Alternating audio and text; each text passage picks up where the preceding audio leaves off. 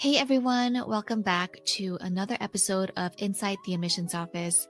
This is the podcast where we bring you real insights from former admissions officers who know the ins and outs of getting into your dream school and share their firsthand experiences reviewing applications. Joining us today are Zach, Nick, and Mary.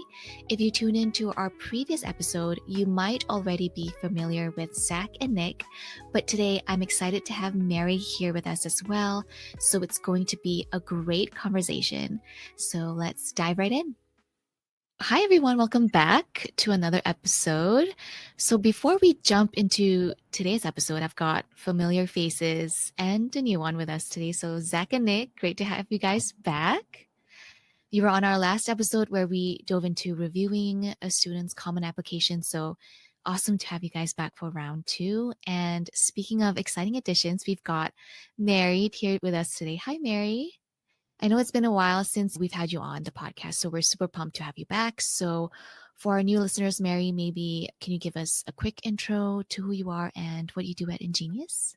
Sure. Thank you, Jillian. I'm really excited to be back. I know it's been a little while, but this is familiar space to me nevertheless. At InGenius, I'm a former admissions officer as well as an assistant director of candidacy building. So having the privilege of obviously, of course, working with a wide array of students in application counseling and candidacy building, but also focusing efforts on strategically organizing our work in candidacy building specifically.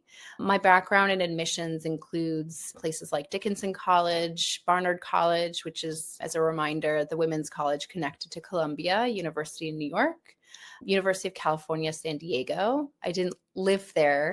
Zach, I know you're from there. You're there now, and I also have admissions experience working with Harvard Law School. So I have the privilege of working with some of our students who apply to law school. Yes, and I'm based in Hanover, New Hampshire. If you know that, that's where Dartmouth College is. Nice, perfect. So today we're going to be reviewing 3 common applications from students who've applied to Yale, Dartmouth, and Johns Hopkins. So let's imagine you guys are back in the admissions committee once again. I'm sure you all are very familiar with that setting. So we'll be doing a roundtable style discussion looking at each student profile and then talking through what stands out, what they could improve, and what's working or not working. So I'm really excited for our conversation today. Shall we dive in? Sounds great. If you have your notes ready, let's start with the Yale one first. How's that? Sure. Okay. So from just looking at the Yale common application, you have any general impressions you have just by looking at it? Anything that stand out to you positively or negatively? I'll jump in quickly first. So one of the things that I think is so important to this process that families, I think, don't often understand is how important the high school context is. We talked about this a little bit in a previous session with Nick a couple of weeks ago, and just of understanding one of the first things that we'll do as admissions officers is not even jump into the application, but understand the school setting and the school context. So one of the first things as I was going through just the order of the different pages of the Common App is recognizing that the student goes to TJ, and there's an immediate understanding of what that means. So I have read applications from TJ before when I was working at George Washington University and some other places, and you just know what that means. There is an expectation, there is a caliber of student, there is just a lot of expectation that an admissions officer will really be looking for, not only just academically, but with research, with the way that every kid uses the additional information section. Like it is a school, it's similar to an Andover or like an Exeter, a Harker. You just understand what is happening. And that context is so important as you're navigating their grades, as you're navigating their current courses, honors, etc. So to me, that was like the first sort of thing in terms of just understanding the context, because no matter what else is in the Common App, if I don't understand fully like where this kid is coming from, what their educational journey has been like, then I can't do my job of advocating for that student in the way that I need to be doing as an admissions officer if I don't understand that school. So this is a really easy one because everyone knows what TJ represents. Obviously, if it was another school, if you didn't have familiarity, then you would need to research it or ask colleagues about it. But ultimately, the first thing for me is recognizing the context of where this kid is coming from and putting on the TJ lens, looking through the rest of the application. Absolutely. I absolutely agree with Zach. Immediately recognizing the context of the student, where they go to school, but also where they're from. Also, even before I scroll down to see the students' Yale supplementals and knowing what they were interested in majoring in, I could have an inclination. So I actually, in some ways, also had a kind of negative expectation of this student is applying to Yale. They're going to be really STEM focused coming from TJ, and they're really going to have to develop themselves as a kind of creative thinker, thinking of a math major or a STEM major at Yale. And I actually think the student approached it, in my opinion, very well. I loved their personal statement. I loved their supplemental essay. They were both very authentic, as in unique to the student, but also demonstrated a high level of intellectual problem solving. The student mentioned offhand, I re-evaluated the quadratic equations 17 times, but doesn't say it with any air of arrogance or this is an achievement, look at me, but much more so that this is something that comes really naturally to the student, the way of thinking, the way of perceiving this world. But even in their personal statement, they talk about counting eggs as a child. And they write in this very, what I think is a refined essay, clearly has been thoughtfully composed. I liked their tone. I found it to be playful a little bit, but respectful, professional, in other words. But again, very personal, talking about how they perceive math and everyday things. And this was a very specific example of counting eggs as a child and relating it to this moment of, this is a reference point for me as a young adult now to be able to look at my youth and say, I've always looked at everyday things as through this mathematical lens. But again, this is unique and authentic to the student because they're sharing very personal stories. No one else has these stories. And in addition, it highlights their kind of creative approach to their intellectual thinking. Again, you could tell from the courses that they're taking, we don't have a transcript, but from the courses that they're taking, the school that they attend, the way they talk about how they engage with math, the activities they're doing, clearly an advanced student. So there wasn't for me an immediate question of, can this student do the work? Of course, without seeing transcript, but really appreciative of how the student, again, engaged in math through their creative lens and how they do it in their activities list as well. I won't jump into the activities list now at this point, but I just want to say that in terms of their writing. Also in the context, I'm not an expert of Yale. We do have Nick here, but recognizing that Yale is a liberal arts university really does appreciate the so-called egg-shaped student who's very experienced and an expert in a specific area while also being a well-rounded student or recognizing interdisciplinary, multidisciplinary learning and connections. And I can see that the student has engaged in that kind of creative exploration of math and other parts of academia as well as everyday life. So what jumps out to me first about this application is the love of math. And I think touching on what both Zach and Mary referred to, if I were a Yale admissions officer reading this, I would be quite excited about this application when it first hits my desk, because it is from a very well-known public high school. Any admissions officer will know it. It's clear that the student is very strong in math based on their coursework. And I would be excited. I'd be like, great, this student chose to apply to Yale. They could be choosing to apply to MIT, Harvard, Princeton, Caltech. Maybe they are. But I'd be immediately intrigued as to why do they want to attend Yale. And if I could find a compelling fit for that in the admissions committee, I feel like I could make a really good case for why Yale would like them, because Yale needs more math majors like this. Many of these students would be looking at, I think, a school like MIT or Princeton or Harvard or Stanford, whatever it may be. So in some positive ways, this profile can play against the mainstream at Yale, which could work for the student. In terms of the student's application itself, I don't want to dive too far into the weeds of it at the moment. I thought the student themselves could have articulated a little bit more clearly why Yale is the place they want to study math. I think there's much more that could have been said about that and why they want to study math in a liberal arts context like this, because I could imagine them thriving in any number of contexts. So that's a question I think that went unanswered for me in this application. But I do think that as a Yale admissions officer, what would appeal to me about this math student is that the playful personality in the personal statement. The way the personal statement was written, it brought a smile to my face. It was interesting to read. It was a good story. The student did not seem to take themselves too seriously, which is always great, even though they're very accomplished. And so in that way, the personal statement spoke for itself. Just the way it was written gave us a sense of the student's personality that I found appealing. And I could imagine that student fitting in well with anyone else on a campus very easily with any number of groups and communities, just because of their disposition. They seem to be aware of others, don't take themselves too seriously. And so I wouldn't be worried about this student as one who's very accomplished, very smart, but unable to get along with others, which is, sometimes always in the back of your mind when you're reading a very accomplished student, is how would they get along with others on campus? So that's what jumped out to me. I'd be excited to see this as a Yale admissions officer. That doesn't mean that they'd be accepted, but I'd immediately be intrigued to see this love of math jump out at me. I'll say just really quickly, in the supplemental portion of the application, the student indicates their kind of academic interests by selecting from a list. To me, applying to Yale, they're not saying, I'm signing this contract, this is going to be my major even before I start, if admitted, in enrolling at Yale. However, it does give admissions officers a sense of direction. What is the student intending to study at this institution?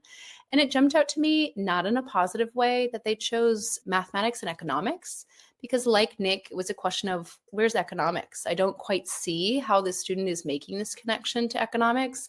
I could make assumptions, but these are not the questions that you want an admissions officer to have, because the question should be answered or hopefully predicted before an admissions officer sees it. So I could see the second and third choices, applied math, mathematics. But when I saw economics, I said, I don't see the strong connection. Again, I could see how the student, based on their accomplishments, based on their way of thinking, they would be great in that area. But where is their level of expertise in economics, and where is this interest coming from? So again, that was just something that stood out to me. Yeah, no, I think that's an incredible point. It's so interesting because all of us worked at really competitive places in our career, and you just realize how hard this process is. Because I don't know if the two of you read this way, but for me, it was always trying to find something that I was excited about until I couldn't. Right. So I read this one, as I said earlier, I'm like, oh, TJ, fantastic. This is what my expectations are.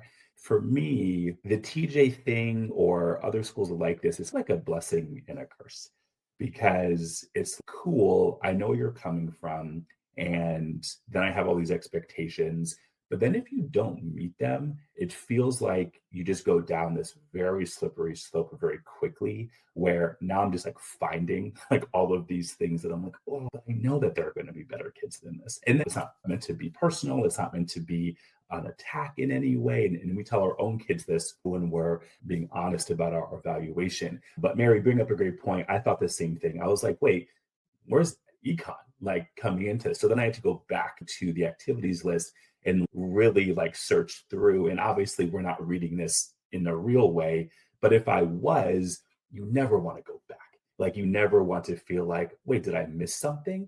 And then when you realize you didn't miss it, because it just really isn't there, except for one like relatively, not minor, but I think for what this kid is really trying to do, relatively minor experience, I would have the same thought, like, okay, but they're really not econ. Like, why didn't they shift their choices a little bit differently? And I think the second thing that I'll say too is, and this is never to take away from the students' experiences and their activities, but again, coming from this environment, I'm expecting more from the activities list. Like, it's good. There's some really great things here. I would never, ever question the students' desire, ability to come into any college campus and be active right away. It's very clear that the student would be engaged in a wide range of opportunities. But again, you're at TJ. The context matters. And I think fundamentally, and I said it 10 minutes ago, I was expecting an additional information section. I was expecting research. I was expecting something else that for every TJ kid that I've worked with at InGenius, it just is the norm that they have it. I think it's one of those things where I think this school's context will help them at a certain level of school. But I think for the really competitive places, it's going to end up being the conversation committee is about, we have 30 other applications from TJ. We can only take a certain number depending upon the quality, of course. I just don't know if the activities list to me is enough. I love the writing. They don't come across as STEM to me. Like, they write really well. It almost felt like a humanities person writing about STEM in a really interesting way. But in my opinion, the activities list, I need more from them in the comparison of what this process is within really tough competitive admissions. Nick and Mary, do you think the activities list is also something that the students should work on to improve in their application?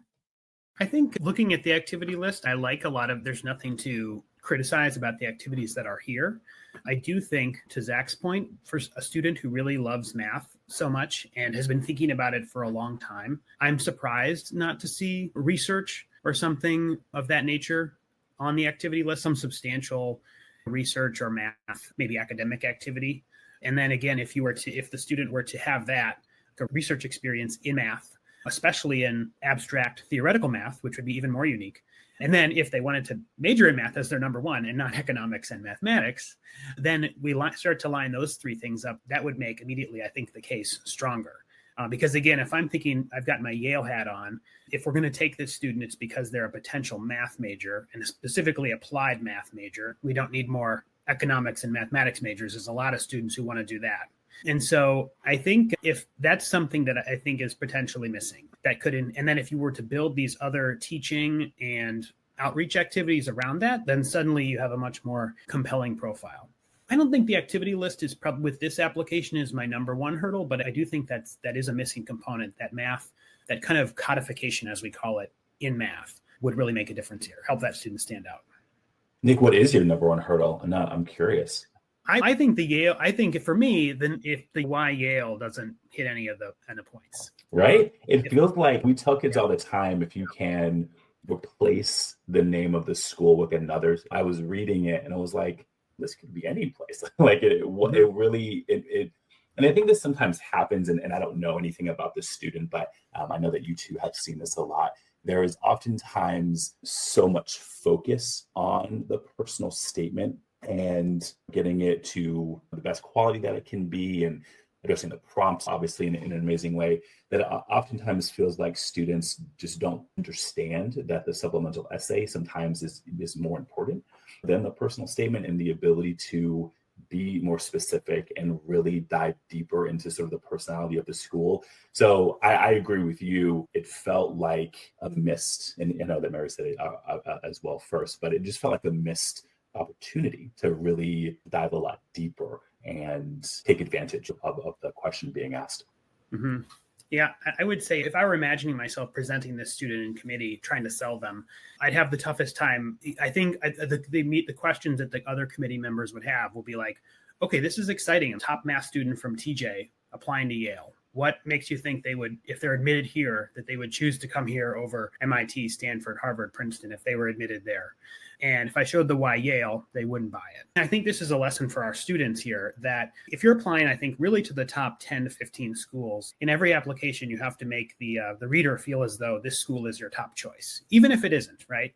And so if you're applying to Yale in the RD round, and especially if you're a top student, an admissions officer is going to know that you're going to probably have a lot of great college offers at lots of different places. And they have a limited number of spots that they can use to offer to a student. And for this why Yale, is to Zach's point, is it uses information that, or I mean, you could write this for just about any school. They mention a course of interest. They have some nice comments. They probably browse the Yale website.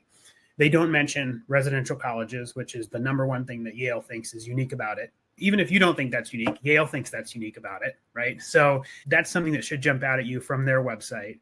And this gives me the impression, if I were to be critical in the admissions committee, that this is a student who is applying to all the top schools and has put in an application to Yale to see what happens. And if I'm a Yale committee member and we're trying to make those really tough choices between top students, can we afford to use a spot on a student who's hasn't researched Yale that closely. And if admitted elsewhere to other top schools, which they probably would just go there instead. So if we're thinking about, that's the candid conversation that would take place. So, and it shows that even those short supplementary questions at the end, those can be the separators. Because when we're looking at these competitive applicants, all of them are going to have strong activity list, usually a pretty good at personal statement. You're not going to necessarily win admission on the activity list or the personal statement, but it's really with everything. You have to hit all those marks as you go. So when you start to fall short in those questions at the end, the supplementary questions, at least in the most competitive schools, that's where it can make a difference in the sense of everything mattering. I just want to make a point quickly in terms of, to both your points, about having all the credentials necessary, but then directing your supplementals, or even in minor ways, make slight adjustments to your application for each of these tops. The conversations we have with students about, okay, I want to apply to all these top schools. Okay, first, let's talk about which ones are actually a good fit for you, and walking through and discussing, not just looking at details in terms of majors, but also talking about the culture at each of these institutions, the curriculum, the housing, the residential experience, the student outcomes. And I think we do that quite well at InGenius. We are, I think, well informed in terms of being able to distinguish amongst these top schools, but helping students recognize that you have a great package, but you're going to need to adjust for each institution. And you can do it based on these suggestions. And so it's not just the why Yale essay. The essay I was referring to earlier was the academic interest essay, which I thought was cool. But it's not just the why school essay, but as Nick pointed out, it's even the kind of short answer questions. Stanford has those too. But like thinking carefully about holistically, taking a step back and evaluating, what does my application look like? Or would it look like according to Stanford, Harvard, et cetera?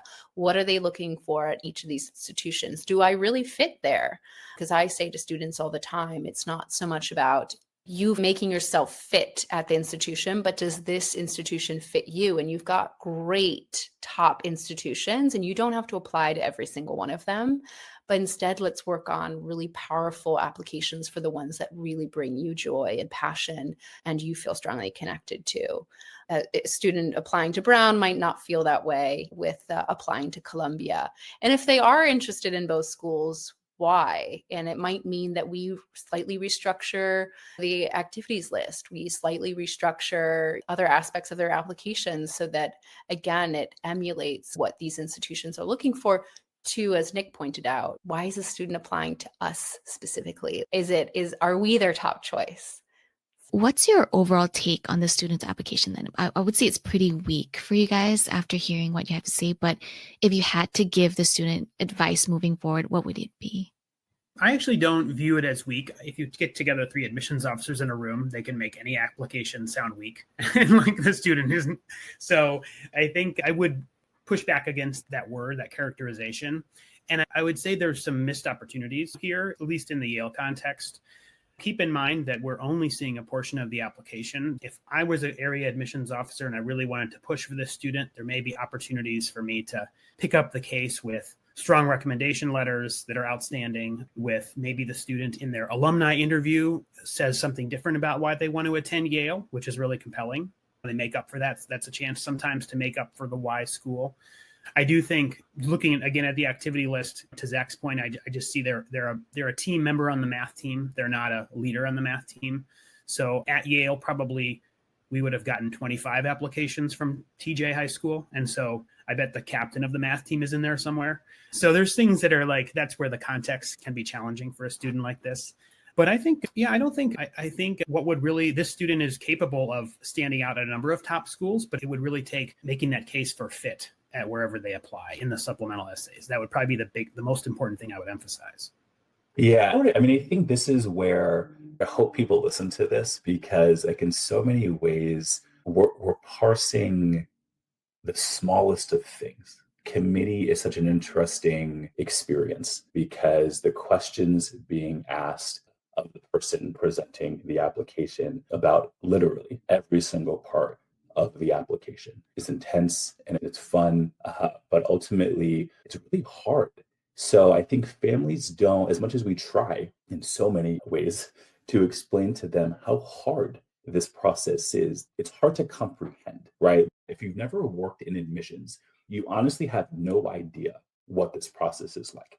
And I think, unfortunately, there's so much media attention in certain cycles of the process and people who think they know about this industry that it gets very messy, even more so than it already is. So I don't think it's weak. I think ultimately this is a really strong overall candidate who is applying to one of the most competitive schools in the world. If this is a different level of competition, there's likely not even a conversation to have about the student being admitted to a certain type of school. But when you start talking about really any school that's below a 15 or so percent or 20% acceptance rate, like we're talking 1 out of 5.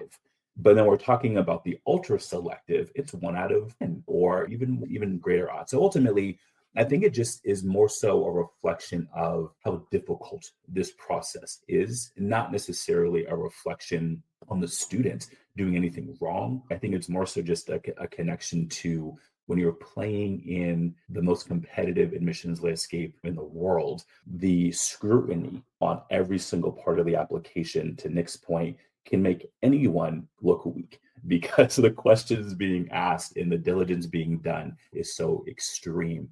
But yeah, you put this kid in a school where the acceptance rate is like 25 to 30%, the committee conversation is probably 1 minute long because a school would obviously love to have someone like this, but that's not Yale and it's not MIT, Stanford, Caltech, et cetera. So that's where I think it gets tricky, is that it's not about the student being weak. I think it's more so just the playground that they wanted to play in is competitive, that they do look not as strong because of the typical candidates that schools like Yale and others are going to admit in a typical year. Yeah, that sounds pretty intense. I can't imagine the actual admissions committee setting. Shall we move on to the next common application? We can do Dartmouth next if you'd like. So again, any general impressions? Does anything immediately stand out to you about this one just by skimming through? I'll highlight a bias, and maybe this is important to mention. So this is a ballerina.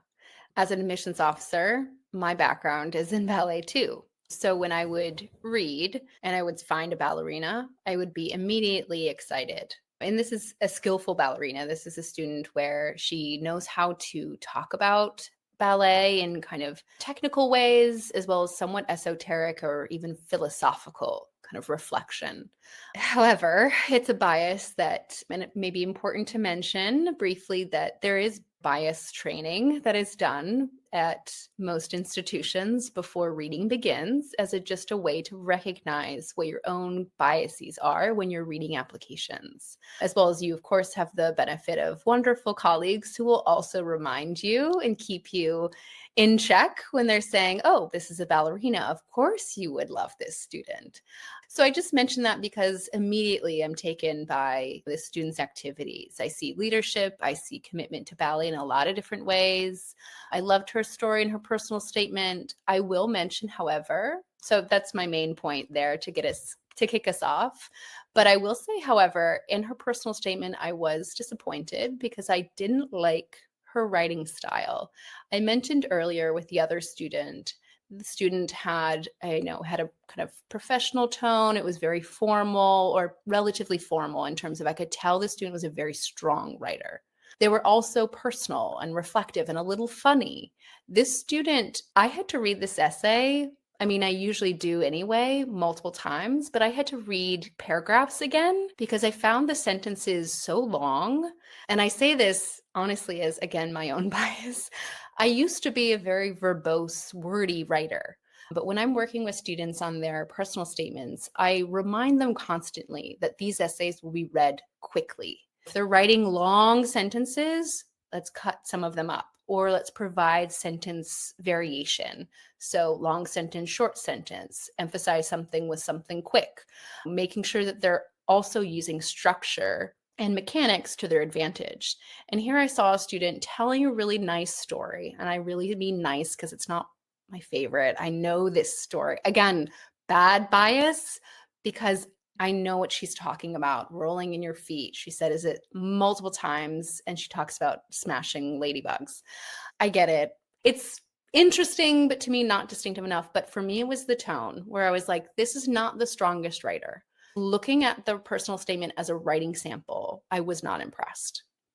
Yeah, it's tough, right? I think that we've all been in situations, and in fact, whenever a school is getting thousands and tens of thousands of applications, not all of them are great. And we're all still going to do a great job of reading every page and really making sure we're not missing anything. And I think really it's just a respect to the student and the time that they're putting into the application, the 4 years of obviously their high school experience. But I think when you've been doing this work long enough, you can pretty quickly figure out, should I bring this person to committee or should I not? And I don't know how real we keep it on this podcast, Jillian, but I'll give you some inside baseball here, is that not every applicant makes it to committee. And we say that publicly anyway, but I don't know if families like really understand that, like how small the percentage is of how many students actually get talked about in the rooms where it happens. So my opinion, if we're going to be really frank here, is I would have a tough time even bringing this to committee because, again, it's not because this is anything wrong. Actually, I was a dancer. I didn't do ballet, but I did tap and jazz for a while. There you go, Mary. And plus an athlete playing basketball, play college basketball, everyone knows this, blah, blah, blah. But ultimately, I have a respect for, any student, person, etc., who is doing something for as long, as this person is. On the application, I think it says maybe 20 hours, per week or something along those lines. That also feels probably not accurate given competition weekends and other things that are going on. My niece is a pretty accomplished dancer, and it feels like she's always dancing and always at the studio. Mary, obviously you understand. So, and Nick, if you're a dancer too, I apologize to leave you out. If you are a dancer, then obviously, but ultimately there's a respect that is there for the amount of time that this person's doing this, but also like how many other things. Mary brings up a great point.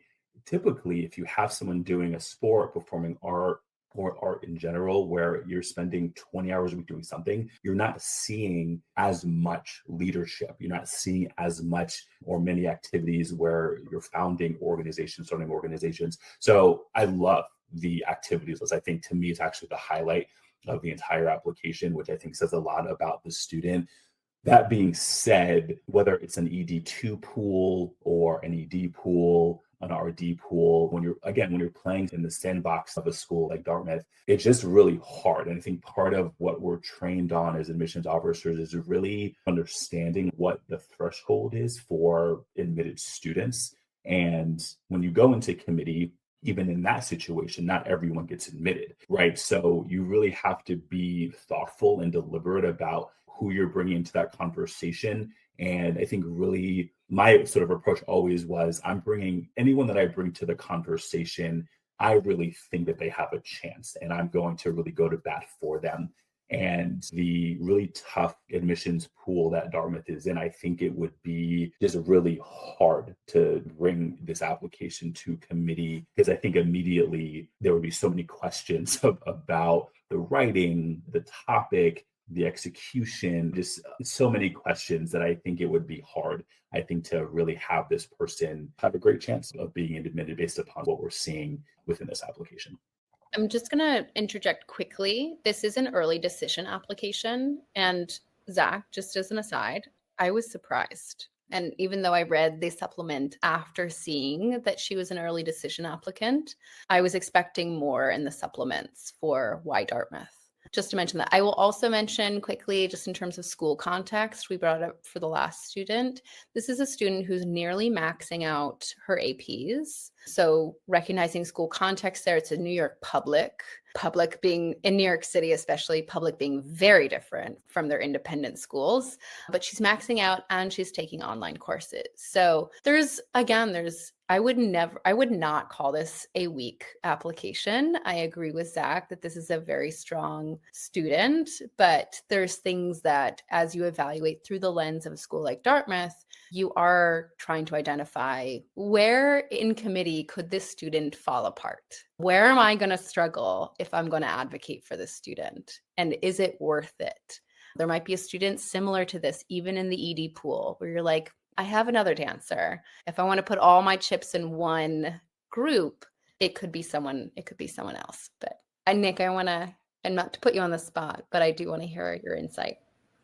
Yeah, there was lots of intriguing things about this application, but it ultimately left me with more questions about the student and left me with the sense, I think, in a very natural and understandable way, that the student is still figuring themselves out. When I say that, I point to their major choices they listed, which I think were math, English, and maybe philosophy or psychology, perhaps. 3 very different subjects. Which one do you prefer? Where do they come from? And it's in that context, Mary, that you just shared about the school and the region is also important, because if we compare this to the last application we just looked at, a student from TJ who's taking advanced differential equations and loves math, to this student who's listed math as their first area of interest, but is an AB calculus, AP, you would think that this student wouldn't hold up. But context matters. At the same time, I have questions about what is this student really interested in academically. Those are 3 very different things to list. And I think that's very natural for a high school student to be exploring in the normal sense. We're talking about like in the normal teenage population. That's what I would expect most high school students to be doing. But it reflects in a very competitive pool, a student who's just hasn't quite figured out, I think, what they want to do. And again, that's not a criticism on the student as a person. It just means that the expectations in an early decision Ivy League school are going to be so high. There's other areas a student could have given the admissions officer more information about their goals and their interests. I think the personal statement for me, I read it perhaps in the inverse way of Mary as a non-dancer, non-ballet expert, giving the student the benefit of the doubt, saying, okay, the student is the expert in this, and I'm interested in what they're saying. I also did find myself working hard to figure out what they were saying. And you don't want an admissions officer working hard trying to understand what they're explaining. And I think about 2/3 of the personal statement discussed stories from when they were 6 and 7 years old. And it was a good essay. It was an interesting essay, but I don't know if it was an effective personal statement in that sense, because most of the essay was recalling this time from being a very young ballet dancer. And in the end, I could see the point that she was trying to make with that, but it left me wanting to know more about who this student is today. If I were advising a student like this, I would not advise them to spend a large portion of their essay discussing a time from age 6 or 7. They could mention something like that briefly at the beginning, but quickly move to who you are today and discuss that. So yeah, usually it's not weakness that is going to damn an applicant in committee. It's more like questions that you have about the student, or even getting to committee. It's if there are questions that are unanswered, it's hard to be able to take that student to committee and make a strong case for them if you can't say, here's where I see them fitting in on our campus. Here's what I see them doing. Would you say then that the personal essay and the supplemental essays really tie in their entire profile together? So it's like the most important thing of the application? Do you mean in this case that it is important for students in general to tie together the personal statement and supplementary essays? Certainly you do want to see, I think, a common theme running throughout the application. In reading these applications and any application, what sets the stage, I think, will be the activity list and the personal statement. Initially, should give a clear signal of what the persona or the theme of the application is going to be. And then the supplementary essays, they will tend to, I think, flesh that out in different ways, but hopefully till new ground as well, and make that case about how this student, is a fit for the particular school. Yes, and the answer to that is yes, all of it's important, and they should connect together in different ways. But each of the components of the application should do work in their own respective ways. Going back to the last application, the student from TJ, their personal statement was about math, which is fine. But for a student like that, they'll need to consider in the supplementary essays the fact that they've talked about math a bit already in their personal statement. And so if they talk about math again in a why major essay or supplementary essay, they need to talk about it in a different way. I think that student did that reasonably well in the previous one, but that's, again, something to be aware of is you don't want too much overlap between the supplementary essays, but at the same time, you do want to see each of those pieces fitting together to form a clear picture of who the student is. In this case, in the Dartmouth case, I saw lots of interesting pieces in different essays and parts of it, but when I put them together, I didn't get a clear picture of who the student was or what, other than being a really accomplished dancer with some interesting thoughts about dancing, which could be, I could see being an asset on a campus. I don't know if that itself, though, was enough to bring them to committee or let alone admit them. Okay, so I know we're running out of time, so we might have to breeze through the last common application. So we have one application or student who applied to Johns Hopkins. So what's interesting about this one is that she's not a US resident. So I believe she's an international applicant from Singapore. So just one question to start. Does the admissions team evaluate international applications differently? Yes, they do. Interesting. This is a big topic, and I'm recognizing we don't have enough time to talk about international students. But one thing I will mention is that, yes, I'm not going to make a blanket statement assuming that all 4,000 plus schools in the US have an international admissions team, but the top schools do. They often are reviewing applications separately. Then they will also have separate committee on many occasions. But when those students, and we've talked a little bit about weeding out some students from committees. When I was working as a domestic reader at some of my schools, I wouldn't see all of the international applications. I would only see the ones that had made it through several rounds of review. That is international admissions officers making decisions, and then some committees that they had and made some selections and some adjustments, and then bringing those international students into other committees. And that could be shaping the class. It could be bringing in committee conversation around certain identities that they have. If it's looking at international students who are from an international school versus international students who are at a domestic US school, or even students who are international students who are in a North American school. So counting, for example, counting our Canadian students. So yes, they're evaluated differently. It's also very apparent if you're a data person. It's very apparent when you look at the percentage of international students made up in a certain class at universities. And you can see, for example, 11-12% international. That means that every other student is domestic. So also their process, their evaluation is much more intensive at a US institution. So it's even more challenging. So I will say just briefly, when we get news of our international students getting into some of these top schools, they're really hopping over some of those incredible obstacles that make it even more challenging. I will also mention really briefly some of our students as international students who attend domestic US school. It's great to have that opportunity if it's something that's feasible, of course, within your family, but it provides admissions officers with an understanding that the student has made an adjustment, right, to a US institution. They're in a new community, they're in a new culture. There's a sense that they are, in some cases, ready to come to a US institution. This is not the case for every school. That is the argument that some colleagues will make.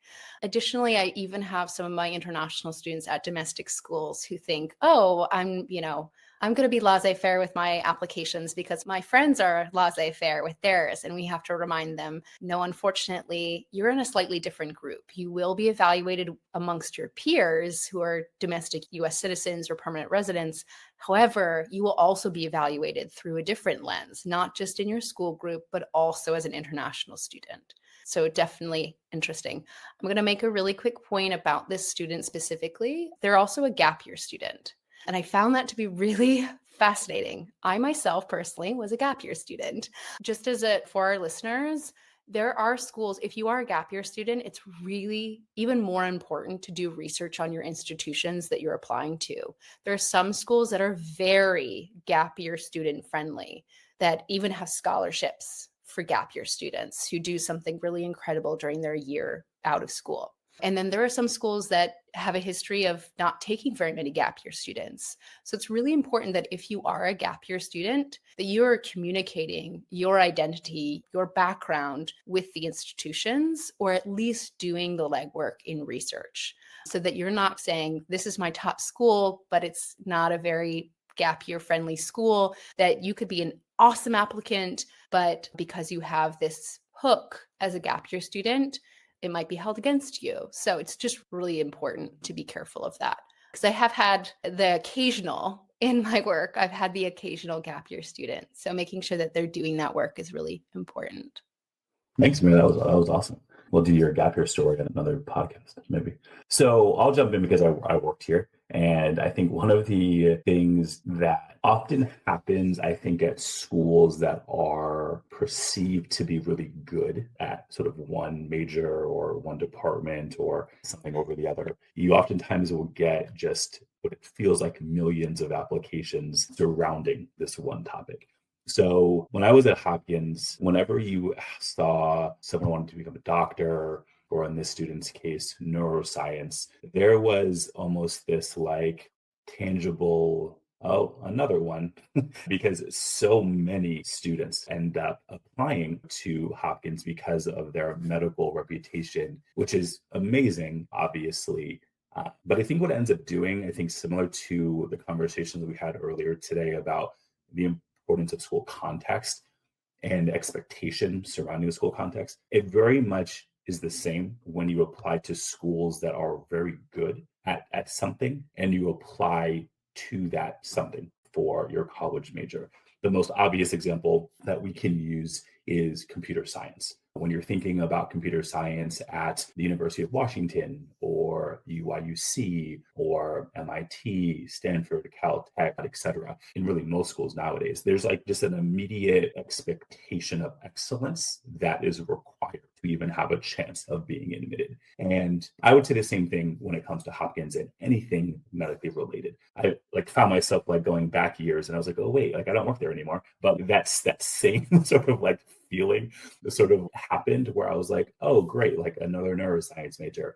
And there's some bias in that, 1,000%. It never impacted my job, never impacted my ability to do a great job reading applications. But I think it just is important for listeners to understand that when you're going into like the lion's den of what a school is really great at, you really have to come prepared to do a great job. So the gap year thing is interesting. It was actually as I was going through the just page by page of the application, I noticed it immediately because again, admissions officers are so good at like being able to look at one page of an application and pick up 6 things that like, and it all happens simultaneously. I don't know how we're able to do it, but I was like, wait, this student feels old. Like, why? What is going on? It was almost like an immediate thing of looking at their date of birth and looking at the graduation year. And I was like, something feels not traditional about this. So I almost immediately went to the gap year explanation to help understand context of what was happening, along with obviously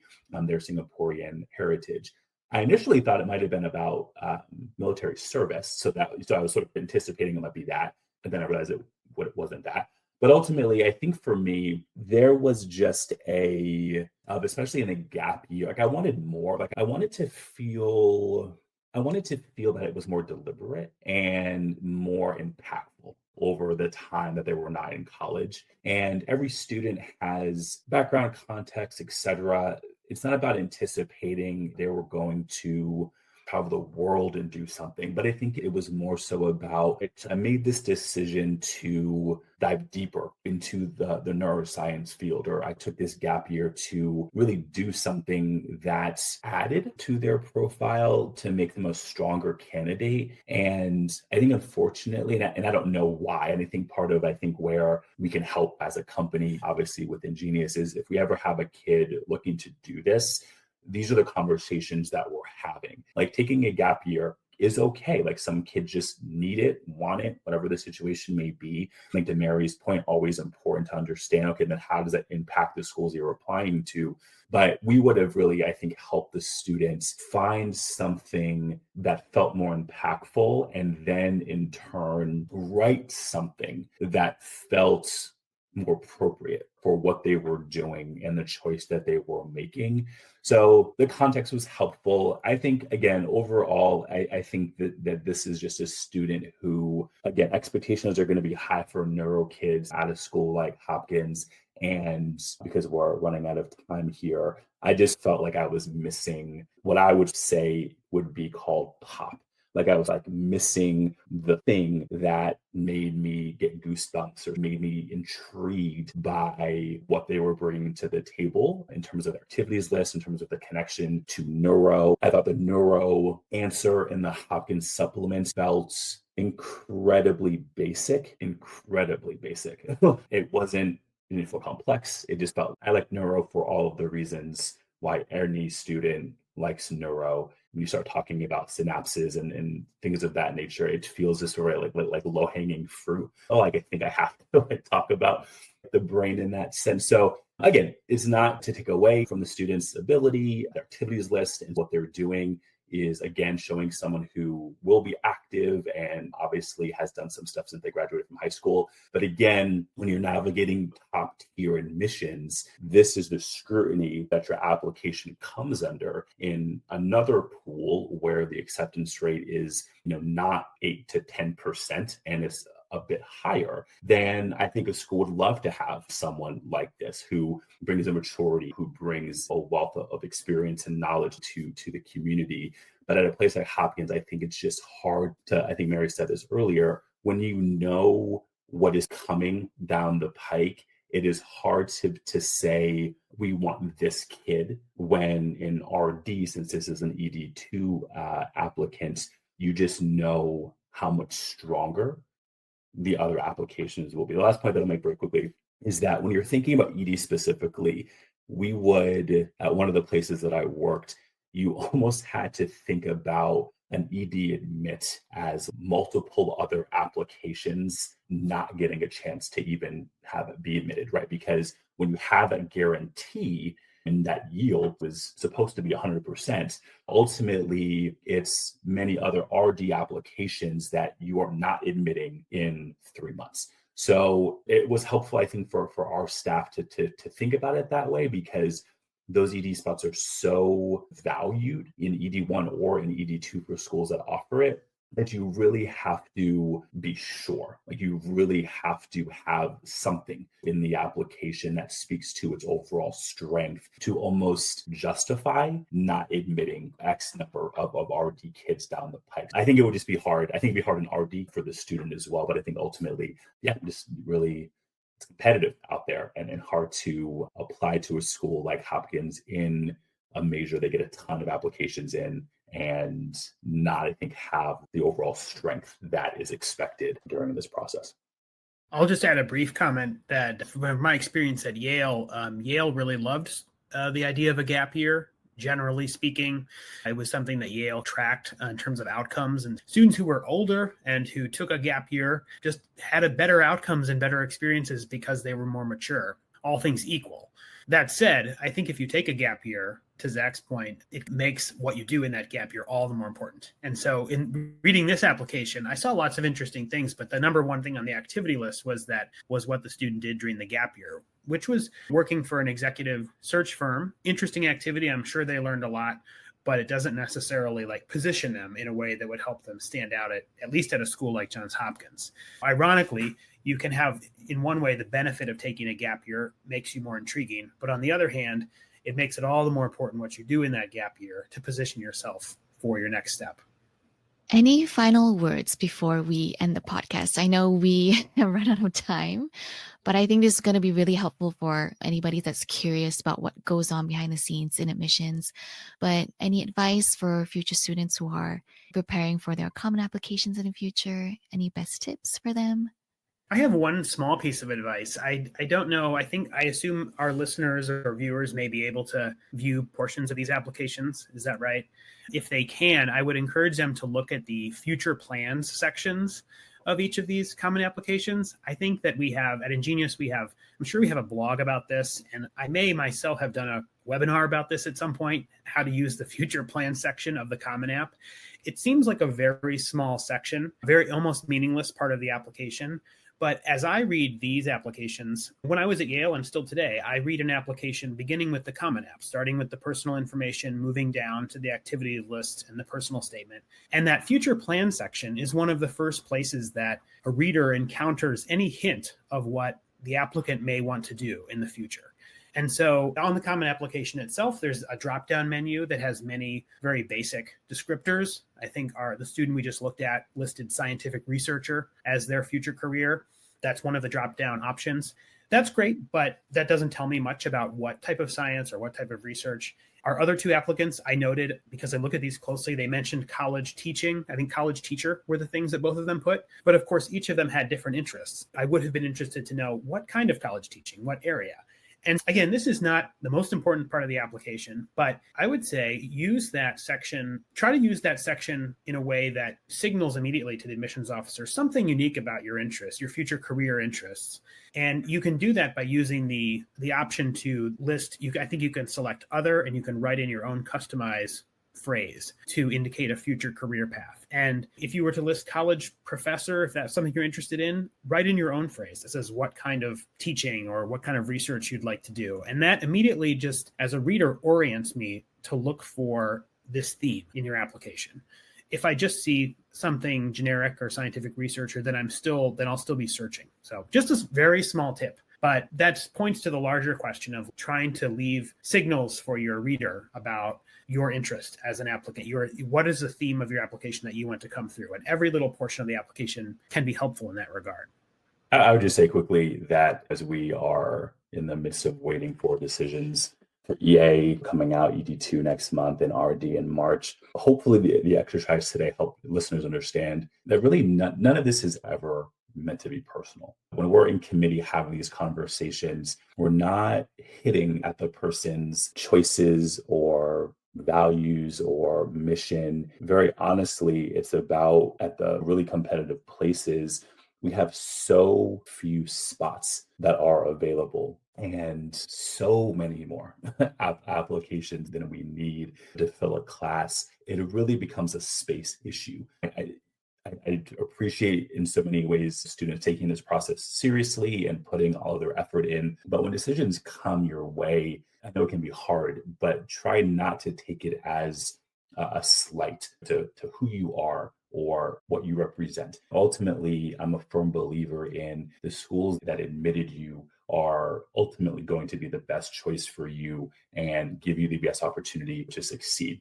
The schools that don't admit you, it's not because they didn't like you. It's not, or anything along those lines. It really just comes down to, as you saw today, looking at really qualified applicants and having to really make very tough choices in that committee room about who gets in and who doesn't. So I always tell my students, it means you have to follow this process with passion and authenticity. And to my two colleagues' point, find the schools that you fit in so well at, because that really is the name of this game to some degree, is having a balanced list that ultimately fits you, not for any other reason, but because you love the school, because it fits your personality, you feel the personality of that school. And these are going to work out ultimately. But, there's a lot of pressure, anxiety surrounding this process. And I know decisions that don't go students' ways and families' ways are taken very hard often. And again, totally makes sense. But I think really trying to understand the context of this is a hard job that admissions officers have. And ultimately, it's really just a space issue and really nothing about you as a person or your personality. That is why decisions end up the way that they do. Just to that point, I often say, I was always very careful as an admissions officer to be mindful of the way I spoke. But I still speak this way when on the other side of the desk, but we do not reject a student. We deny an application. The student is not the application. We're not rejecting someone. We're just denying this application. I also, speaking to these points, thinking about how competitive this landscape is. Each thing that you put on your application is strategic. You have to be really thoughtful and intentional. I know we're right at the tail end of this process. I'm just thinking, of course, of my own students this year. And I'm sure my colleagues can also relate to this, but it's so important to be open and communicative with whomever is supporting you through this process. If it is a counselor, like a college counselor from your school, a guidance counselor from your school, a parent, a guardian, friends, to just be really mindful of the effort that you're putting into this, because it is a huge decision that you're making, a big step that you're making, and it can be very intimidating. But from the very beginning of the process, recognizing that you need to make this as a habit. The application is something you just keep working on, keep incorporating.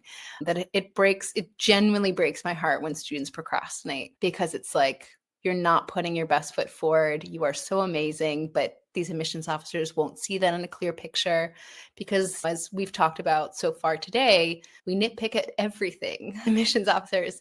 And unfortunately, and I never said this with pride, but I think, unfortunately, as admissions officers, we're very good people readers. Whether it's something that strength that we are a talent that we adapt or that we are naturally, but we can pull so many pieces of information from a single page. And so just being really mindful of how you're articulating yourself and finding that support, people who know you, friends, family, counselors, InGenius prep counselors, and just being really mindful of the time it takes to put into these applications and starting it with some level of excitement. Have a cheerleader, someone who's in your corner constantly cheering you on, but also communicate when you're not feeling up for it, when it's feeling overwhelming, when it's feeling really stressful, when you're feeling really anxious, because all of that makes sense. So I know timing wise, this is the end of the cycle, or end of the working cycle. We'll get results soon. But for those listeners who are thinking toward the future and as they think toward their own application process coming up, just a reminder to identify your support, who's going to be helping you, who's going to be supporting you. And you don't have to define their roles, but just making sure that you're surrounding yourself with people who are going to help you maintain a kind of healthy lifestyle, good mindset, who are going to encourage you, support you in various ways, etc.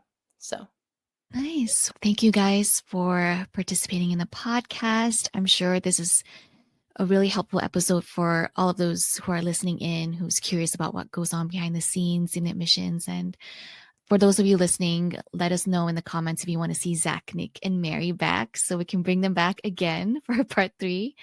But yeah, we'll catch you in the next episode. Thank you, guys. Thank you. And that is a wrap for today's episode.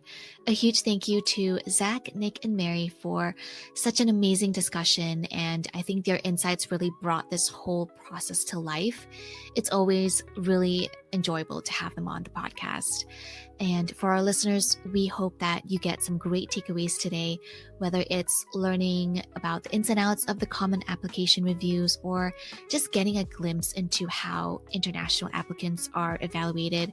If you found this episode helpful, don't forget to hit that subscribe button so you don't miss an episode. We'd also love to hear your thoughts, so feel free to leave us a comment, send us your questions, or share this episode with your friends who could use a little admissions advice. We've also got some exciting topics lined up for future episodes, so stay tuned. Thanks for listening, and as always, good luck with your applications. We'll see you next time.